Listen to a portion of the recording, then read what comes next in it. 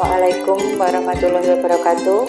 Bapak Ibu dosen penguji yang terhormat, perkenalkan nama saya Kurnia Juniati dari program studi Pendidikan Teknik Informatika dengan nomor induk mahasiswa 203153772606. Assalamualaikum warahmatullahi wabarakatuh. Selamat siang anak-anak semua. Bagaimana kabarnya? Halo, mic-nya silakan dinyalakan. Bagaimana kabar kalian? Alhamdulillah baik. Alhamdulillah baik. Ya. Bagaimana, sudah siap menerima pelajaran atau materi untuk hari ini? Sudah apa belum? Kita sudah siap menerima pelajaran? Anissa? Siap. Ya. Anggi Ardiansa? Siap, Bu. Siap ya. Terima kasih. Ya. Nah, baik anak-anak, sebelum kita masuk ke materi hari ini, marilah kita berdoa agar apa yang kita pelajari hari ini ada manfaatnya bagi kita semuanya. Silakan Anggi Ardiansa untuk memimpin doanya. Persiapan berdoa mulai. Selesai. Terima kasih. Anak-anak, sebelum saya masuk ke materi baru, saya ingin menanyakan bagaimana materi yang sebelumnya untuk tugas proyeknya, apa semua sudah mengumpulkan atau masih ada yang belum mengumpulkan.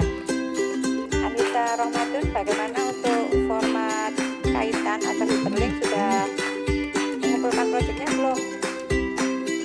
Belum. Belum. Kenapa? Punya kesulitan apa untuk mengerjakannya? Ayo Anissa.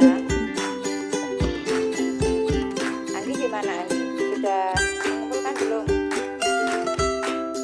Belum, Bu. Belum juga. Kira-kira kesulitannya apa kok belum mengumpulkan? Apa kesulitan dalam materinya? Apa nggak punya sarananya? Atau gimana? Kan sudah pakai aplikasi HP untuk mengerjakannya. Apa males? Ayo. Jadi gini anak-anak, yang kita pelajari saat ini BWPB itu adalah pelajaran bahasa pemrograman. Jadi kalau kalian tidak melakukan praktek, maka kalian tidak akan bisa paham tentang perintah-perintah itu. Sama halnya kita belajar bahasa, kalau kita tidak berbicara, maka kita juga tidak akan mengerti dan tidak akan hafal dengan perintahnya. Kan jadi sulit dong bahasa Inggris, ya enggak? Iya. Ya, begitu juga di pemrograman. Kamu sekarang belajar bahasa pemrograman berbasis web. Itu sama dengan kita belajar berbicara dengan komputer. Bagaimana kita memerintah komputer untuk mengerti apa yang kita inginkan atau melakukan apa yang kita inginkan. Itu sarananya adalah bahasa. Yang sekarang kalian pelajari itu bahasa juga, cuman tidak dengan manusia tapi dengan alat. Nah, karena bicaranya dengan alat, maka ada aturan-aturannya kalau menyuruh alat itu supaya dia bisa memberikan hasil yang sesuai yang kita inginkan. Jadi karena materinya tidak bisa mundur, maka hari ini saya tetap melanjutkan materinya. Cuman yang materi kemarin, tolong yang belum mengerjakan, silakan dikerjakan supaya tidak menumpuk nanti proyeknya. Dan nanti setiap materi kan pasti ada proyeknya lagi. Karena semakin ke belakang, kalian akan semakin kesulitan jika kalian tidak melakukan praktek. Jadi untuk paham pelajaran bahasa pemrograman khususnya di jurusan kita RPL, yaitu yang paling dibutuhkan adalah keterampilan atau prakteknya. Jadi seperti itu. Karena sekarang ini kita untuk praktek ada batasannya, tidak bisa bersama-sama di sekolah, maka di rumah pun kalian harus bisa mempraktekkan. Kalau tidak punya HP atau laptop atau komputer, kalian bisa gunakan sarananya HP yang kalian punya. Pakai aplikasi web editor berbasis Android yang sederhana aja. Asalkan kalian mengerti, misalkan perintah format tabel itu untuk membentuk tabel itu aplikasinya atau implementasinya, kalau kita perintahkan itu hasil tampilannya gimana. Seperti itu. Kira-kira sanggup nggak anak-anak? Ayo jangan diam aja, tolong dijawab. Halo. Ya, kalau sudah kalian nggak ada yang jawab, berarti saya anggap kalian sanggup. Maka saya akan melanjutkan ke materi hari ini. Saya akan bikin share screen dulu ya. Halo, materi kita hari ini judulnya adalah membuat format formulir pada halaman web. Jadi nanti silakan kalian perhatikan benar-benar materinya. Kalau tidak ada yang tidak paham, jangan sungkan-sungkan untuk bertanya. Materi ini ada di kompetensi atau di KD 3.6 dan 4.6. Di 3.6 itu kita harus paham apa itu format formulir dalam halaman web, kemudian atau dalam HTML, kemudian bagaimana kita menerapkan perintah-perintah untuk membentuk formulir tersebut. Nah, di 4.6 itu adalah tentang keterampilan kita, bagaimana kita menggunakan kode-kode HTML itu untuk membuat format formulir pada halaman web. Nah, tujuan setelah mempelajari materi ini diharapkan kalian bisa memahami konsep format formulir itu bagaimana, kemudian fungsi tag HTML yang digunakan untuk membuat formulir itu apa saja, dan pada akhirnya nanti kalian bisa membuat formulir pada halaman web. Nah, di akhir materinya nanti kan ya ada penilaian atau evaluasi. Yang pertama tentang sikap. Sikap ini diambil dari kehadiran kalian saat ikut Zoom meeting, kemudian bagaimana kalian pengumpulan tugasnya tertib atau tidak, tepat waktu atau tidak. Kemudian ada nilai pengetahuan, tes tulis, jadi materinya secara teoritis.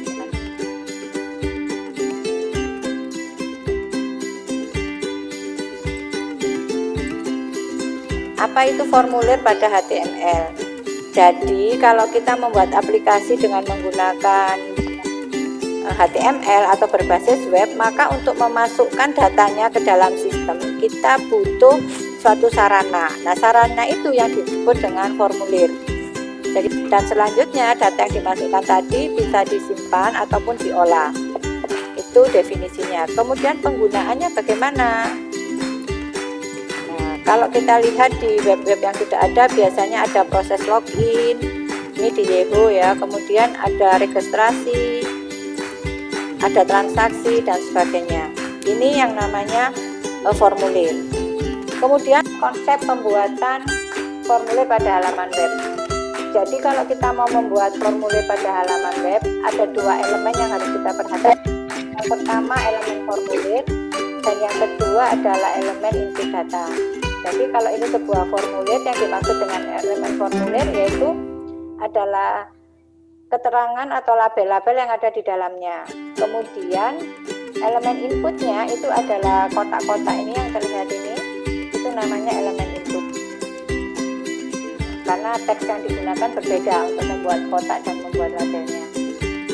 Nah, kemudian teks-teks apa saja yang bisa kita gunakan dalam membentuk formulir. Nah, ini ada 10 teks yang bisa kita gunakan untuk membentuk formulir. Ya, ada form, input, text area, widget, legend, label, select, option, output group, dan button. Tapi tidak semuanya ini bisa kita gunakan semuanya. Maksudnya nggak harus kita gunakan. Sebagian bisa kita gunakan. Kalau yang lain tidak digunakan pun tidak apa-apa. Nah, sekarang kita lihat satu-satu. Yang pertama adalah teks pembentuk formulir. Teks utama pembentuk formulir yaitu form. Ya, kemudian teks ini fungsinya untuk mendefinisikan formulir. Nah, teks ini punya atribut dua, yang utama yaitu action, gunanya untuk menentukan apa yang dilakukan selanjutnya setelah data itu dikirim. Itu action. Kemudian yang kedua adalah method. Method itu adalah metode pengiriman data yang akan digunakan untuk proses pengiriman data. Jadi ada dua metode yang bisa kita gunakan, yaitu get dan post. Nah, untuk menuliskan formatnya yaitu form, action, Kemudian di sini ada alamat yang dituju, URL itu alamat yang dituju. Kemudian spasi ada metodenya dipilih salah satu, get atau post. Setelah itu baru kita masukkan elemen inputnya. Jadi elemen input itu ada di antara form pembuka dan form penutupnya. URL itu adalah alamat yang dituju. URL itu ada dua macam, ada URL absolute berupa alamat web tertentu atau alamat tertentu yang dituju, atau berupa script yang kita tuju. Nah, kalau berupa script itu namanya URL yang relatif. Nah, kemudian apa bedanya get dan post? Kalau get itu pengiriman data ke servernya dengan cara meletakkan data pada bagian akhir dari URL yang dituju. Kalau post itu pengiriman datanya secara terpisah. Jadi biasanya untuk input data kita gunakan post, sedangkan untuk edit atau delete data kita gunakan get. Itu nanti kalau di pemrograman selanjutnya ya. Nah, kemudian untuk teks inputnya atau sarana untuk memasukkan data ke dalam sistemnya, ada 3 teks yang bisa kita gunakan, yaitu input. Kalau bentuknya inputan yang bisa diedit, jadi ada kotak inputan seperti contoh saya tadi, itu input. Kemudian ada teks area. Teks area ini mirip dengan input, hanya saja baris yang diisikan bisa banyak atau lebih dari satu. Kemudian ada select. Jika inputannya berupa pilihan, kita bisa menggunakan select. Jadi user akan memilih pilihan yang sudah kita sediakan, itu bisa menggunakan select. Kita bahas tentang input.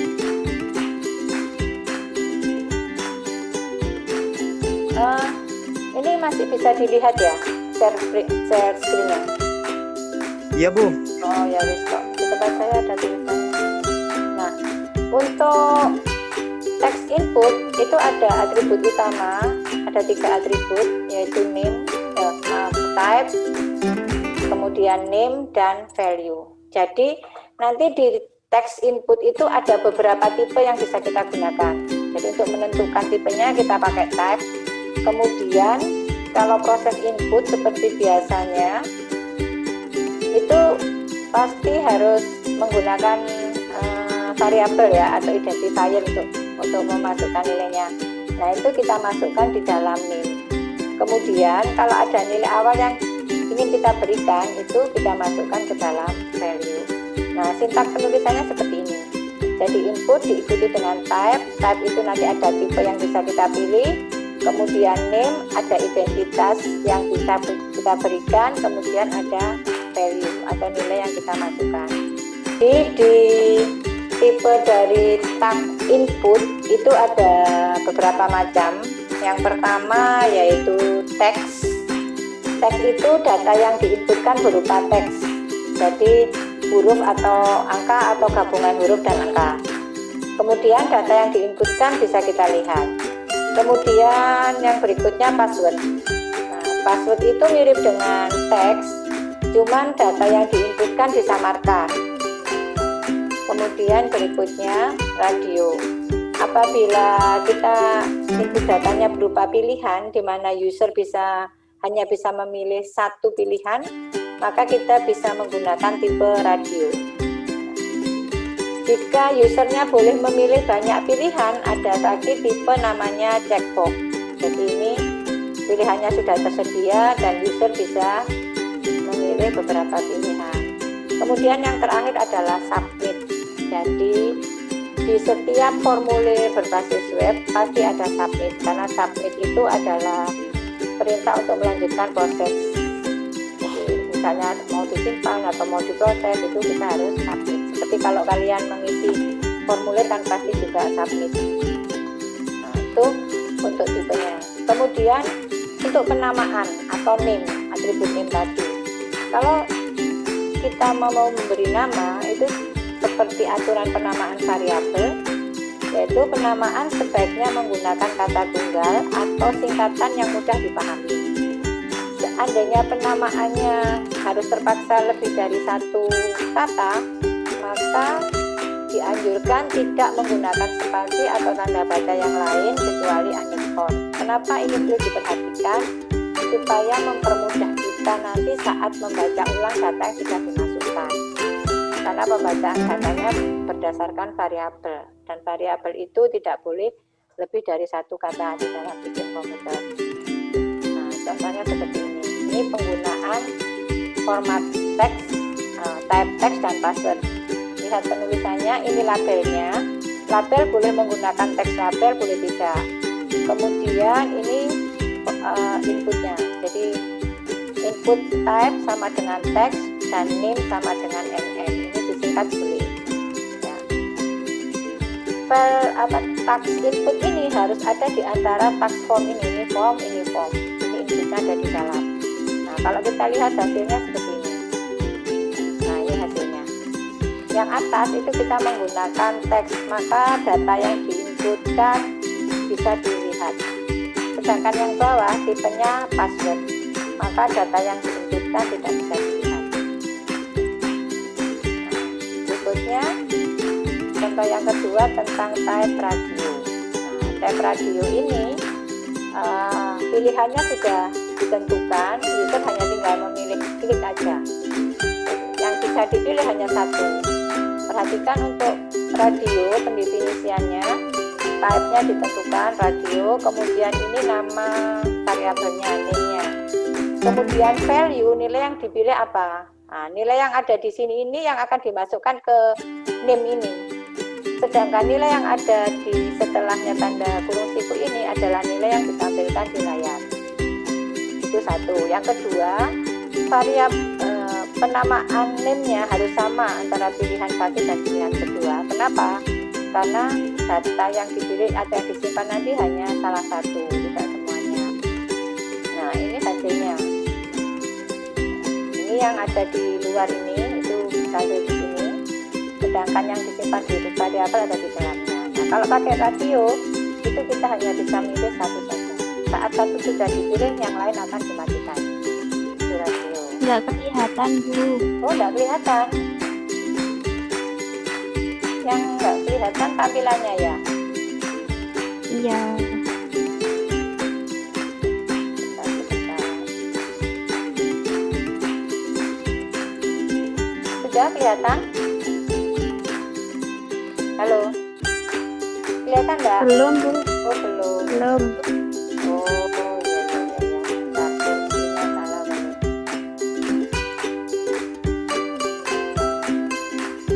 Kelihatan? Sudah. Sudah. Ya, terima kasih. Nah, ini ya. Jadi kalau radio itu pilih salah satu seperti ini. Nah, kemudian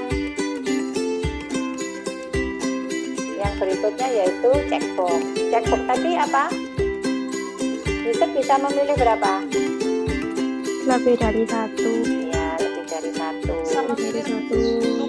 Oh ya. Jadi di checkbox ini anak-anak, cara mendefinisikannya itu ada tab, kemudian name, kemudian value, sama dengan radio. Jadi value-nya harus dimasukkan. Nah, yang perlu diperhatikan penamaannya itu harus berbeda. Ini saya salah ini dalam penamaan. Harusnya satu item dengan item yang lain dibedakan. Nah, kemudian ini hasil tampilannya. Kalau checkbox. Jadi bisa memilih satu atau bisa memilih lebih dari satu atau seluruhnya.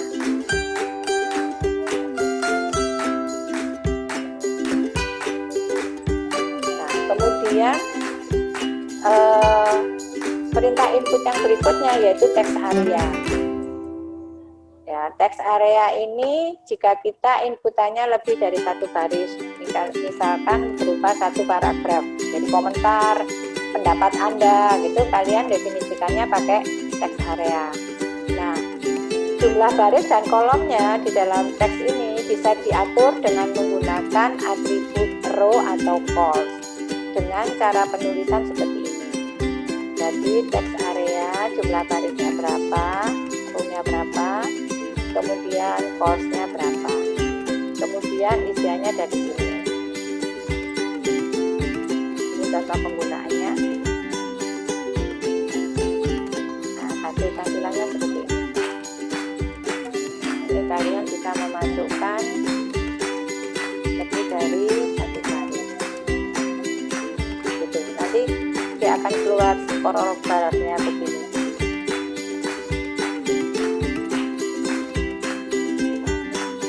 Dari sini mungkin ada yang ditanyakan? Tidak, Bu. Ya, terima Insya Allah kasih. sudah. Ya, yang inputan terakhir yaitu select. Nah, select ini apabila inputannya itu ada beberapa pilihan yang sudah disediakan, kemudian penggunanya bisa memilih salah satu dari pilihan tersebut. Nah, cara penulisannya seperti ini. Jadi name-nya itu diletakkan pada perintah select-nya, di tag select-nya itu name. Kemudian pilihannya atau nilai-nilainya dimasukkan dalam tab namanya option. Jadi select name, ini nama variabelnya, kemudian option value, ini nilai yang harus disimpan. Nah, ini hampir sama dengan radio, tapi cara penulisannya yang berbeda dan cara penampilan datanya yang berbeda. Nah, ini contohnya. Jadi kalau misalkan ada kota, kemudian kita mau tinggal milih kotanya apa saja, bisa gunakan select option ini. Hasil tampilannya seperti ini. Maka dia akan keluar combo box-nya itu. Kalau ini diklik akan keluar item-item yang ada di sana. Nah, itu untuk inputan. Sedangkan untuk pengaturan formatnya, ya, untuk pengaturan formatnya kita bisa menggabungkan materi sebelumnya tentang tabel, format tabel, materi ini. Nah, supaya bentuknya bisa teratur, kita bisa gabungkan dengan menggunakan tabel. Ini skripnya. Ya, jadi kita gabungkan. Ini nama itu di kolom pertama itu label pertama, di kolom kedua itu adalah inputannya. Jadi kalau kita cek nanti hasilnya seperti ini. Terima kasih. Dari materi yang saya share tadi atau yang saya berikan tadi, silakan kalau ada pertanyaan. Tidak. Nah, kalau tidak ada saya ganti yang tanya. Kalau tidak ada,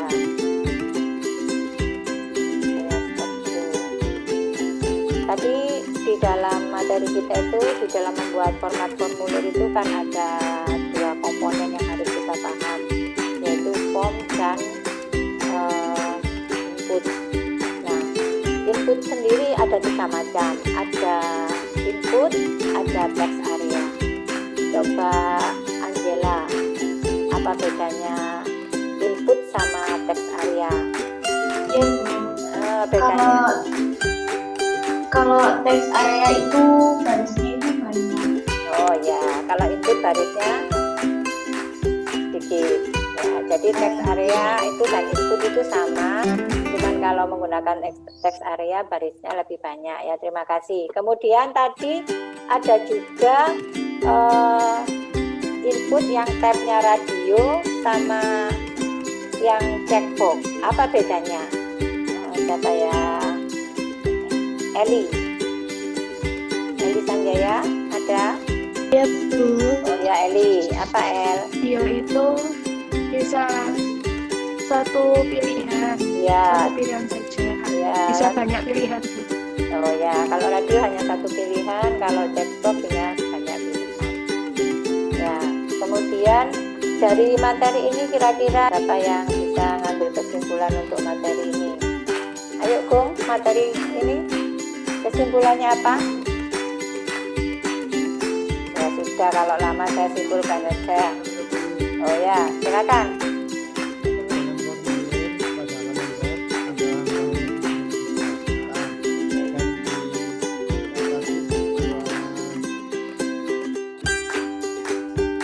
Kita apa?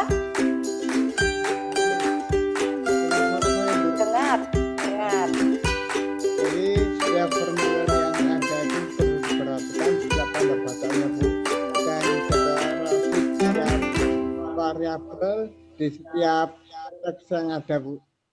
Oh ya, jadi begini, untuk format formulir yang perlu diperhatikan, pertama kita harus identifikasi dulu. Kalau kita membuat formulir itu diidentifikasi dulu item yang mau dimasukkan itu apa saja dalam formulir itu.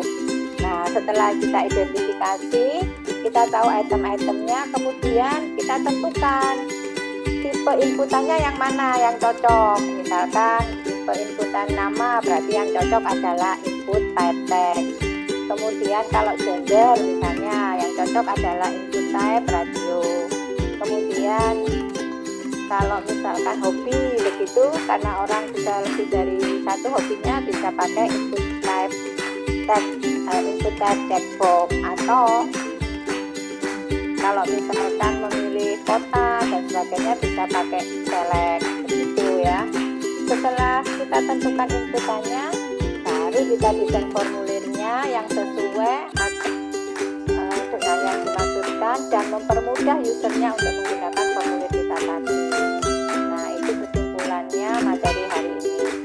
Nah, setelah itu nanti kalian ada project yang harus kalian kerjakan. Apa itu projectnya? Nah, silakan dibuat rancangan formulir pendaftaran untuk menjaring anggota pramuka di sekolah kita. Nah, rancanglah formulir sedemikian rupa sehingga diperoleh data yang lengkap dari semua calon anggota pramuka tersebut. Jadi biasanya kalau pendaftaran itu data-data apa yang perlu dikumpulkan, itu kalian identifikasi dan kalian rancang untuk formulirnya. Setelah itu baru silakan dibuat skrip HTML-nya, dan yang dikumpulkan adalah bentuk HTML-nya dalam Google Form yang sudah saya sediakan. Kenapa? Supaya mempermudah saya untuk mengkoreksi pekerjaan kalian. Paham ya? Oke.